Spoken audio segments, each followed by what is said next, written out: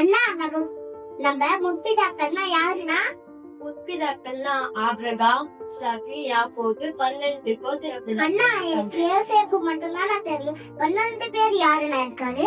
மனசுல யோசேப்பு மட்டும் ஹீரோ மாதிரி நின்னார்னா, யோசேப்பு அப்பா அம்மா பேச்சுக்கும் கீழ்படிந்தாரு, ஏசப்பாவோட வார்த்தைக்கும் கீழ்படிந்தாரு.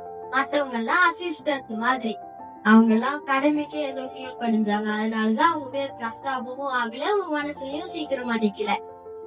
குறிப்பா ஏசப்பாவுடைய புஸ்தகத்திலயும் ஏசப்பாவுடைய இருதயத்திலயும் இடம் பெறுது. அண்ணா இருதயத்தின புஸ்தகத்துல இடம் பெறதுன்னா என்னன்னா? புத்தகத்துல இடம் பெறுதுன்னா, ஏசப்பா நம்ம எல்லாருக்காகவும் ஒரு புக்கு வச்சிருப்பாரு. அந்த புக்ல நம்ம நன்மை செஞ்சா தீமை செஞ்சா அது எல்லாத்தையும் எழுதி வைப்பாரு. முதல்ல ஏசப்பா தான் உண்மையான தெய்வம் நம்ம நம்பி விசுவாசிக்கணும்.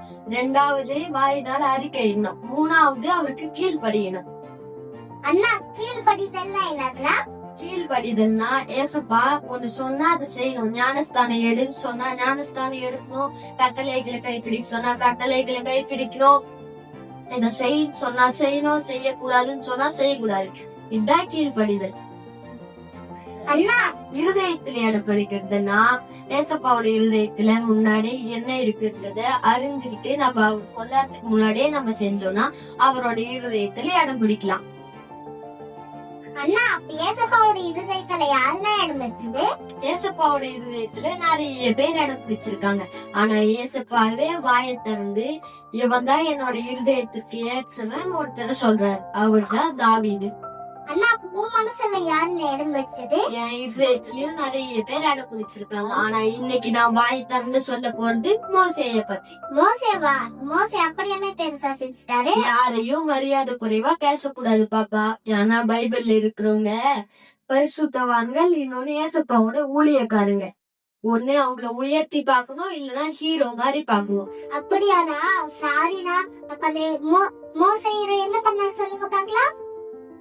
பொதுவா ஹீரோனா ஒரு பொண்ணை காப்பாத்துவாங்க, இல்லன்னா மண்ணை காப்பாத்துவாங்க, இல்லன்னா ஃபேமிலிய காப்பாத்துவாங்க, இல்லன்னா ஒரு ஊரை காப்பாத்துவாங்க.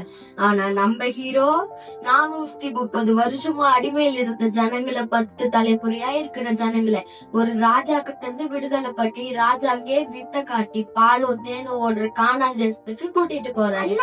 ராஜாக்கு எப்படி நான் வித்த காட்டினாரு? ராஜா கிட்டே சகல சாஸ்திரங்கள் கத்துட்டு ஆடு மேய்க்கு தூரம் ஓடி போறாரு. அப்ப ஆடு மேய்ச்சிட்டு இருக்கும் போது ஏசப்பா மோசே கிட்ட பேசுறாரு. என்னோட ஜனங்கள் அடிமைத்தனத்துல இருக்கிறாங்க, அவங்கள நீ விடு வச்சு கூட்டிட்டு வரணும் அப்படின்னு சொல்றாரு. மோசே சொல்றாரு, பயமா இருக்கு, வேற யாருன்னா சொல்லுங்க, நான் பண்ணலன்னு சொல்றாரு. உன் கையில என்ன இருக்குன்னு கேக்குறாரு. அந்த கீழே போடு அப்படின்னு சொல்றாரு. அப்புறமா அந்த கோலை கீழே போட்ட உடனே அந்த கோல் சர்ப்பமா மாறுது. சர்ப்பமா மாறின உடனே மோசே அதுக்கு விலகி ஓடுறாரு. அப்ப ஏசப்பா சொல்றாரு, அதோட வாழைப்புடின்னு சொல்றாரு. வாழைப்புடின்னு சொன்ன உடனே மோசையும் அதோட வாழை பிடிக்கிறாரு. வாழை பிடிச்ச உடனே அது திரும்பவும் கோலாவும் மாறுது. உன்னோட இத நம்பலன்னா இந்த கையை எடுத்து மடியில போட்டு சொல்றாரு. மோசே கையை எடுத்து மடியில போட்டு எடுத்த உடனே கை ஃபுல்லா குஷ்டரோகம் பிடிச்சிருக்கு. மறுபடியும் கையை எடுத்து மடியில மற்ற சசைகள் மாதிரி ஆயிடுது. இவையும் நம்பலன்னா அங்க இருக்கிற நதியில இருக்கிற தண்ணிய மொட்டு கட்டாந்தரையில விட்டு அது ரத்தமா மாறுன்னு சொல்றாரு. மோசையும் சரின்னு சொல்லிட்டு மோசையும் ஆரோனும் பார்வோன் ராஜா கிட்ட போறாங்க. பார்வோன் ராஜா கிட்ட போயிட்டு கர்த்தர் அவரோட இஸ்ரவேல அவருக்கு பலி செலுத்த அனுப்பிச்சு விட சொன்னாருன்னு சொல்றாங்க. பார்வோன் ராஜா சொல்றாரு, கர்த்தரியா தெரியாது, அவர் சொன்னா நான் அனுப்பிச்சு விடணுமா, அதெல்லாம் அனுப்பிச்சு விட முடியாதுன்னு சொல்றாரு. அதுக்கு மோசி அந்த கோலை தூக்கி கீழே போடுறாரு. அது சர்ப்பமா மாறின உடனே பார்வோன் ராஜா சொல்றாரு, ஓ உன்னால மட்டும்தான் இதெல்லாம் பண்ண முடியுமா, எல்லாம் கூப்பிடுற மந்திரக்காரங்க சூனியக்காரங்க எல்லாம் கூப்பிடுறான்னு சொல்றாரு. அவங்க எல்லாரும் கூட அந்த கோலை கீழே போடுறாங்க. அதுவும் சர்ப்பமா மாறுது. மோசையோட சர்ப்பம் எல்லாரோட பாம்பையும் விழுங்கிடுது. ஆமாமா, அதான் இயேசுவோட அற்புதம். பாம்புல எல்லாரோட பாம்பையும் விழுங்கிடுது. விழுங்கின உடனே அப்பயும் பார்வோன் ராஜா போக விட மாட்டேன்னு சொல்றாரு. அப்பதான் இஸ்ரவேல் ஜனங்களுக்கும் எகிப்திய ஜனங்களுக்கும் பாதையை வச்சு வித்தியாசம் கொண்டு வர்றாரு. முதல்ல தண்ணி ரத்தமா மாறுது, நதியில தண்ணி ரத்தமா மாறுது, நதியே நாடி போயிடுது. இஸ்ரவேல் ஜனங்க நல்லா இருக்கிறாங்க. 2வது தவளை இது 3 வருது, நிறைய வருது. இது எல்லாம் எகிப்திய ஜனங்களுக்கு மட்டும் சேதாரம் ஆகுது. இஸ்ரவேல் ஜனங்க நல்லாவே இருக்காங்க. அடுத்து கல்மழை வந்து விளைஞ்ச பயிர்கள் எல்லாத்தையும் நாசமாக்கிட்டு இஸ்ரவேல் ஜனங்க நல்லா இருக்காங்க. எகிப்திய ஜனங்களுக்கு மட்டும் அந்த வாதைகள் எல்லாம் வருது. அடுத்து வெட்டி கிளிகளை அனுப்புறாரு. கல்மழையால சேதமடையாத சின்ன சின்ன மலை பயிர்கள் எல்லாம் வெட்டி கிளி வந்து பொறிச்சு சாப்பிடுது.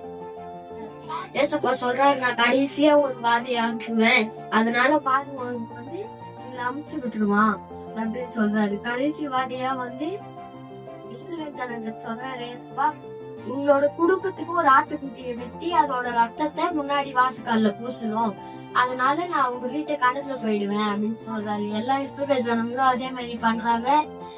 எகிப்திய ஜனங்கள்ல அவங்க தலைச்ச பிள்ளைகள் இருந்து தலைச்ச ஆடு மாடு மிருக ஜீவன்கள் எல்லாமே சங்கரிக்கப்படுறாங்க. அதனால பார்வோன் சொல்றாங்க, உங்களை துரத்தி விட்டுறாங்க, நீங்க போயிடுங்க, நீங்க உங்களை கூப்பிட்டு போயிடு அப்படின்னு சொல்றாங்க. இவங்க எல்லாரும் போறாங்க. செங்கடல் போய் நிக்கிறாங்க.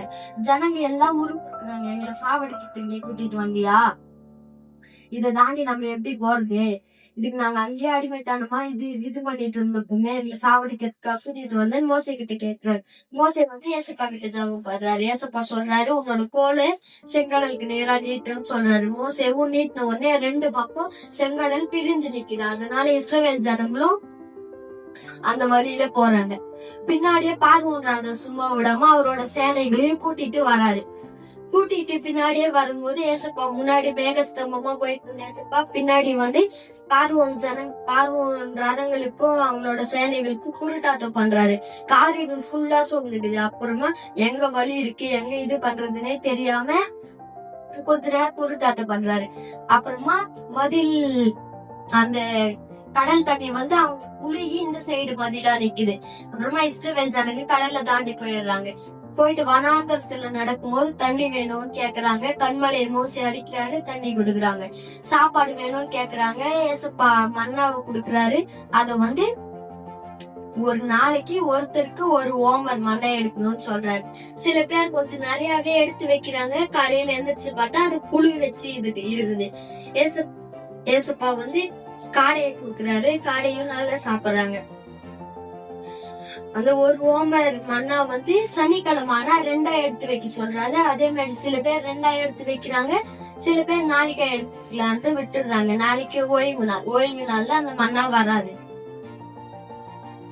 அதனாலதான் ஏசப்பாக்கு கீழ்படுத்துறவங்களுக்கு அது ஆசீர்வாதமாவும், ஏசப்பாக்கு கீழ்படியாதவங்களுக்கு அது பிரயோஜனம் இல்லாமலும் போச்சு. ஏசப்பா வந்து மோசே கிட்ட சொல்றாரு, உடன்படிக்கை பெட்டியில வந்து அந்த ஒரு ஓமர் மண்ணாவை வந்து வச்சிருக்காங்களா, அது வருஷமா கெட்டு போகாம இருக்கான். அந்த ஒரு நாள்ல கெட்டு போகாம இருந்த மண்ணா வருஷமா கெட்டு போகாம இருக்குதே.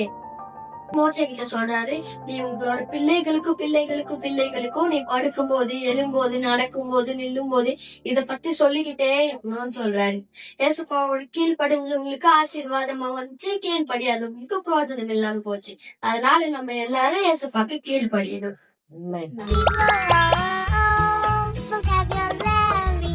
Get ready soon.